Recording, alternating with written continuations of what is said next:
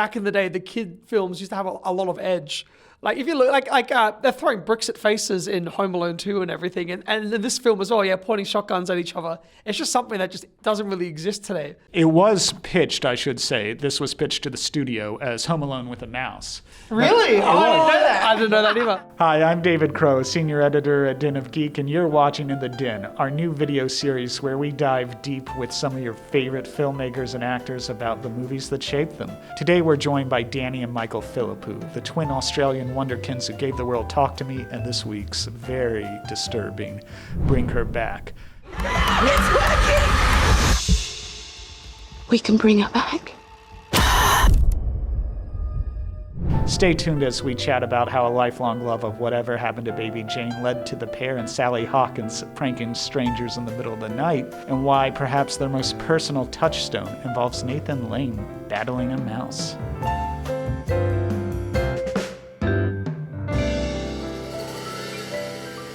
Thank you. We're honored to be in the Den. This is an awesome setup, by the way. I'm loving this setup. I literally want to rob this place. I mean, this doll alone. Right. The Chucky doll was awesome. I love it in here. Well, we got two, so you could walk out with one of them maybe. Don't tempt me. Last night I saw your new movie, Bring Her Back, which is, like Talk to Me, a very unnerving experience, but also a beautiful one. And then right afterwards, I went home and revisited a movie we're here to talk about today, Mouse Hunt.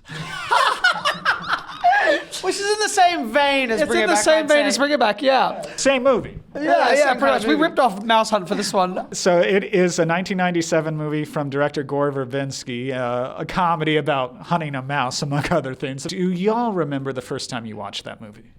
Yes. Our uncle showed it to us. And then our mum was so specific of what we could and couldn't watch. And she was like, this is too violent to show them. And I was like, violent? It's about hunting a mouse. But looking back on it, it does get savage at times. Well, I remember watching it as a kid and just, I love the slapstick humor about it. And it's so practical. Like the effects are all practical. And there's a scene when they're chasing the mouse around with a shotgun and they're trying to shoot it. And they keep missing. And one of the guys is like, "You're blowing the whole house up. The only thing you haven't hit so far is the mouse." Points the gun at There's just something that the timing and the comedic and the practical effects I've always loved. And I was rewatching scenes from it and I'm like, I still love Mouse Hunt. Look, you can't... It's like a real life Looney Tune. That's what it feels like. You mentioned most people forget. I forgot how sophisticated the visual effects, the special effects in this movie is. And a lot of them are designed by Stan Winston's workshop. Hey, let's go.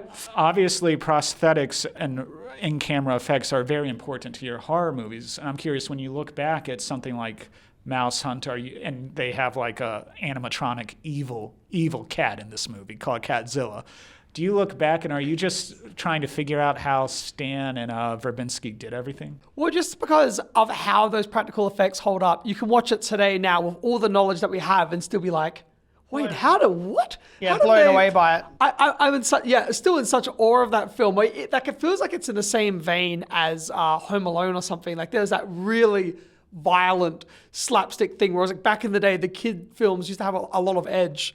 Like if you look, they're throwing bricks at faces in Home Alone 2 and everything, and in this film as well, pointing shotguns at each other. It's just something that just doesn't really exist today. Actually, the truth is, it was pitched, I should say, this was pitched to the studio as Home Alone with a Mouse. Really? I didn't know that either. But as a kid, I didn't love it when I first saw it because it scared me. And that is because it's a pretty mean-spirited movie. Like, the main characters are brothers in it, played by Nathan Lane and Lee Evans. And they are really tortured by this mouse. They're not nice guys, but they are like very much almost waterboarded by this rodent. And I'm like, so for y'all, is the suffering the appeal in this? It may just be. Do you know what actually did used to creep me out about Mouse Hunt? Was the picture on the wall of the dad that kept changing. Do you remember his expression kept changing? He was judging them, and at the end of it, he was happy. I don't know. I remember that was eerie to me as a kid. Yeah, the painting changed. Smiling, and then it starts scowling at him. And there was some weird sexual stuff in there as well. Do you remember? Yeah, it was a bit risque as well. Yeah, Mouse Hunt had a bit of edge. It was an edgy film. It's a dark comedy. It's dark. It's good. Doesn't it open? Yeah, remember the funeral at the beginning when they're carrying the they're casket? carrying the dad. That's what I mean. It's like Mouse Hunt fucking rules. Come on, that movie's awesome. Well, related to that opening, so in the movie, we have two brothers, two siblings, who are dealing with the loss of their father in that opening scene. And I have to say, that is a theme that is in both of your films so far, whether it's Chosen Family and Talk to Me, or in Bring Her Back, we have a stepbrother and stepsister dealing with the loss of a father. Is that something you're constantly like we said, we stole from Mouse Hunt. Is more connected to us than we thought. I still don't know how they pulled off some of that stuff. It's incredible. I know there's some of the CGI mouse stuff, but there's a lot of practical mouse stuff there too. No, it's mostly practical. Like you said, Stan Winston, practical effects. Sorry, I don't know what's going on with him. You might need to step outside for a little bit. Yeah, I might put a shotgun to your face. No, sorry. Obviously, you are as twin brothers who work together. For you, when you're making your own stories, is it important to get maybe away from what Mouse Hunt does and so many movies do, Step Brothers does, which shows this kind of very violent sibling rivalry, whereas in Bring Her Back, we have a very sweet sibling relationship. The relationship we're talking about is between Andy, who is the big brother played by Billy Barrett, and Sora Wong's character, Piper, and she is visually impaired, and they go to stay with, I believe you would call it a foster mother, played by the wonderful Sally Hawkins. And Sally's giving this towering performance in this movie. And there is something sinister there, but for you, is the key to understanding characters like this sympathy? Well, yeah, we really wanted to make a character who you uncomfortably empathize with. And like, it's always a goal of any character that we're writing and whatever we're doing is that the characters feel fleshed out enough that they could carry a drama film and that their arcs and them as people, it could exist in their own movie outside of the horror elements. So that's always like a fun part of, writing. Because no one's inherently just bad. It's, circumstances that have led up to this. Everyone in the film is a victim in a different way.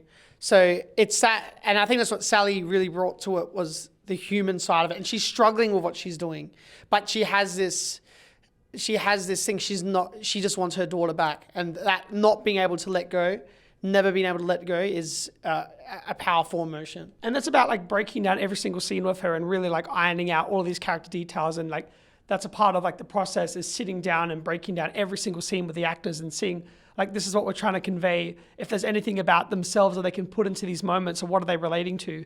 And then another big part of the process was sitting down and watching Mouse Hunt with Sally. Exactly, yeah. Well, one movie you may have watched with her as well was a movie about another woman who maybe has trouble letting go of things. Yes. Whatever Happened to Baby Jane. One of the greatest films ever made. I do believe, I must think so. It's like the performances in this film are so incredible, and I love Bette Davis to death, and it feels like her whole career was building up to this moment where she would just exercise this muscle that I felt like she was getting ready to flex her entire life. And there's just something about the way that they acted off of each other, and there was such like a build up to this movie coming out where like people were saying it was going to flop, it was going to be terrible, it was going to be schlock. And then when it came out and these powerful performances from both of these actors like blew the world away. I don't know, there's something about the story and the build up to that. I'm just obsessed with that movie. Just that nosy Mrs. Bates going on about your picture last night. Oh, really? Did she like it? Oh, really? Did she like it? She liked it. It's also for Bette Davis, who plays the titular Baby Jane, who is a child actress, certainly aged out of that career. It's this wonderful film that you get these titanic performances between her and Joan Crawford, who were not getting those kind of roles a lot by the 1960s. Yeah. And is that something you would like to explore more as storytellers, working with veteran actors in unusual ways? It was so terrifying, the idea of working with one of those bigger actors, because we were so afraid of egos, or I don't know, we were afraid of, I don't know, we had an idea in our head of what that would be like. And Sally is just so down to earth, and she read the script and loved it and wanted to chat. And that from that initial conversation, she was so amazing to talk to. And I like straight away, like 2 minutes into meeting her, I was like, oh my God, we have to fucking have this. She's the best. One of the most magical moments of that whole production was on one of the weekends sitting down and watching Whatever Happened to Baby Jane with Sally Hawkins and like talking about the performances. And she's so good at like looking at somebody, even someone in real life, she'll do these hilarious impersonations of different crew members, and she was able to like look at those characters and she would like mimic them and like perform them, and like she is so funny in real life and so incredible. So they watched Whatever Happened to Baby Jane. We also went Ding Dong Dashing with Sally Hawkins. It's a true story because it was in the Continue. script. It was in the script initially. They go ding dong ditching, and we said to Sally one night, we were just going through the script. We said, "Do you want to actually go do it?" She's like, "Yeah." And we rang up Billy. We're like, "You want to go ding dong dashing?" He's like, "Yeah, all right." It was like 1 a.m. in the 1 morning. a.m. in the morning. Imagine you're sleeping and there's a door knock or a doorbell ring, and you look outside and Sally Hawkins is running down the street. Because like the house that she ended up ding dong ditching had a camera, so they could have recognized There's her. actually an arrest warrant out. She's wanted.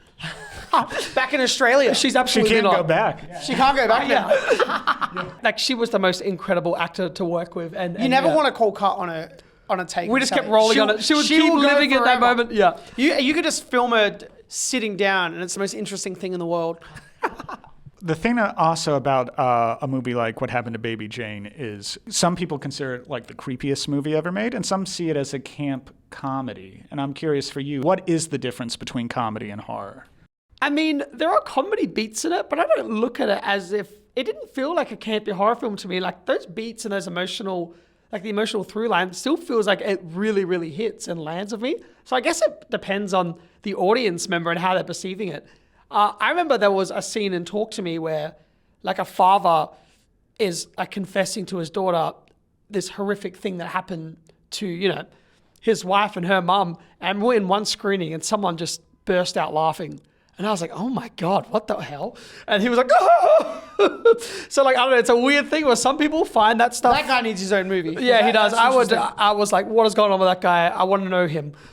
Both of you seem, like very well-adjusted, very glass half full, optimistic gents. But your movies, they really look into some of the most dark and depressing corners of the human experience. And I'm curious because we're talking about Baby Jane, who is a character who refuses to live in reality. And in your movie, Bring Her Back, the older brother, his sister's visually impaired. So he's describing a world that's very rose-tinted, very painting in pastels. For you, is filmmaking a chance to refuse to look at the pastels of life? Well, I feel like it's a way to exercise all those things and talk about the dark things and express them in a way that's, fun. And it's, like all art is expressive and it's about tapping into those stuff. And then that's where you can exercise those demons and put them on the screen and then live nice and happy. It's therapeutic in a way. Therapeutic. And yeah, that's what's so good about those Psyche Beauty films. Or if you look at Whatever Happened to Baby Jane, it's like, again, it's not that character is inherently evil, but the world has been so cruel to these people. And it's like their world has gone mad and they're a bit of a victim to it. So there's a bit of that I feel like travels across into the film as well. Everyone needs their outlet. What's your outlet for the darkness? Hunting the mouse in my apartment. We'll come help you. It'll go well, just like Chris Walken. Yeah, Christopher Walken's in Mouse Hunt as well. He's the mouse hunter. It's a masterpiece. It should be in the And he Criterion had channel. that thing where he has like the 50 magnifying glasses. Like, that guy was a pro. Yeah. That mouse fucked him up. Guys, it's always a pleasure talking to y'all. And you know what? I hope one day we're able to talk about a comedy. But if not, I'm ready to go back in the shadows with you all. Awesome. Thanks so much. Thank you. Thank you.